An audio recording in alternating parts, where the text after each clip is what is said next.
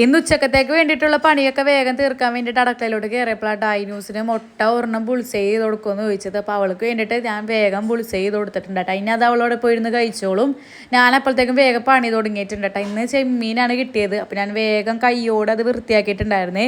പിന്നെ അതിലോട്ട് ഉപ്പും മുളക് പൊടിയും പിന്നെ മഞ്ഞൾപ്പൊടിയൊക്കെ ഇട്ടിട്ട് നല്ലോണം തിരുമ്പിയിട്ട് മൂടി വെച്ചിട്ടുണ്ടായിരുന്നേ.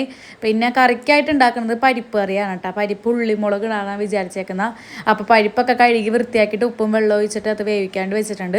പിന്നെ പരിപ്പിലോട്ടും ചെമ്മീനിലോട്ട് സവാളയാണ് കേട്ടോ.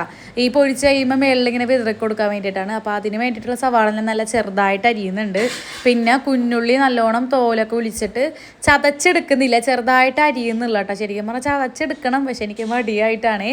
പിന്നെ ഞാൻ ആദ്യം തന്നെ പപ്പടം കാച്ചി മാറ്റിയിട്ട് പിന്നെ ആ ചട്ടിയിൽ തന്നെയായിട്ട് ചെമ്മീൻ പൊരിക്കുന്നത്. അപ്പോൾ കുറേ വെളിച്ചെണ്ണ ഒന്നും പോകില്ല നമുക്ക്. അങ്ങനെ അതാ ചെമ്മീനൊക്കെ ഒരുവിധം പൊരിക്കാൻ വേണ്ടി വെച്ചിട്ടുണ്ട്. നമ്മൾ പരിപ്പ് ഇവിടെ സെറ്റായി വന്നിട്ട് കേട്ടോ. പിന്നെ ഇടക്കിടയ്ക്ക് ഞാൻ ഇങ്ങനെ ചെമ്മീൻ ഇളക്കി കൊടുക്കുന്നുണ്ട്, അടിയിൽ പിടിക്കാണ്ടിരിക്കാൻ വേണ്ടിയിട്ടാണ്. പിന്നെ നമ്മുടെ പരിപ്പ് ഇവിടെ സെറ്റായപ്പോഴത്തേക്ക് നമുക്ക് പരിപ്പിലോട്ട് കുത്തി മൂപ്പിക്കണമല്ലോ, അതിന് വേണ്ടിയിട്ട് കടുക് പൊട്ടിക്കുന്നുണ്ട്.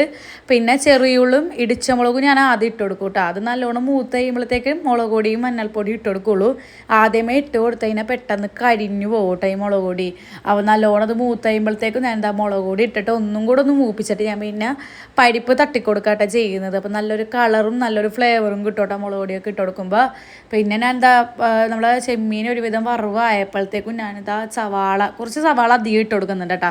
അപ്പോൾ നല്ല അരിപ്പ് പോലെ ഇരിക്കും. നമ്മളിപ്പോൾ പൊരിച്ചാൽ നല്ല തികയൂലല്ലോ. അങ്ങനെ അതുകൊണ്ടിട്ട് ഞാനിതാ സവാള ഇട്ട് കഴിയുമ്പോഴത്തേക്കും കുറേ ഉള്ള പോലെ തോന്നും കേട്ടോ. പിന്നെ നമ്മുടെ പരിപ്പിലോട്ട് കുറച്ച് ഉപ്പും കൂടി ഇട്ട് കൊടുത്തിട്ട് നല്ലോണം ഒന്ന് തിളപ്പിച്ച് കുറുക്കി എടുക്കുന്നുണ്ട് കേട്ടോ. കുറച്ച് വെള്ളം ഉണ്ടായിരുന്നു. അപ്പോൾ അതെല്ലാം നല്ലോണം കുറുക്കി എടുത്തിട്ട് പിന്നെ എൻ്റെ പണികളൊക്കെ വളരെ ചടപടയും തീർക്കാണ് കേട്ടോ. നമ്മൾ ഈ മുളക് പൊടി പാത്രം പിന്നെ മഞ്ഞൾപ്പൊടി പാത്രം ഉപ്പൊക്കെ ഞാനിങ്ങനെ പരത്തി വെച്ചേക്കാണ്. അപ്പോൾ അതെല്ലാം എടുത്ത് വെച്ചിട്ട് പിന്നെ നമുക്ക് ആ ടേബിളല്ല തിണ്ണപ്പുറം ഒന്ന് ക്ലീൻ ചെയ്യണം. പിന്നെ കുറച്ച് പാത്രങ്ങൾ പരന്നിട്ടുണ്ട്, അതും ഒന്നും കഴുകി വെക്കണം. അത്രയും മാത്രമേ ഉള്ളൂ കേട്ടോ. പിന്നെ നീ തുടച്ച് കയറണം, അത്രയും മാത്രമേ ഉള്ളൂ ഇനി പണി.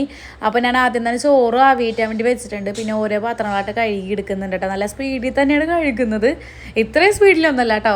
ഇത്തിരി സ്പീഡിൽ തന്നെ കഴുകി പിന്നെ തിണ്ണപ്പുറവും ഗ്യാസ് സ്റ്റൗവിൻ്റെ ഒക്കെ മേളിലൊക്കെ തുടച്ച് പിന്നെ അടുക്കളയിലും ഹാളിലൊക്കെ ഇറങ്ങാൻ നമ്മുടെ ഇതില്ലേ ചവിട്ടിയില്ലേ, അത് ഞാൻ ബേക്കോശത്ത് കൊണ്ടുപോയി വിരിച്ചിടുന്നുണ്ട് കേട്ടോ. പിന്നെ ഹാളും റൂമും എല്ലാം തുടച്ച് കഴിഞ്ഞിട്ട് നേരെ അടുക്കളയും കൂടെ അങ്ങോട്ട് ക്ലീൻ ചെയ്തിട്ട് ഞാൻ നേരെ കുളിച്ച് കയറട്ടെ ചെയ്യുന്നത്. അപ്പോൾ ഇനി പണിയൊന്നും ഇല്ലയെന്ന് വിചാരിച്ചുകൊണ്ടിരിക്കുകയായിരുന്നു.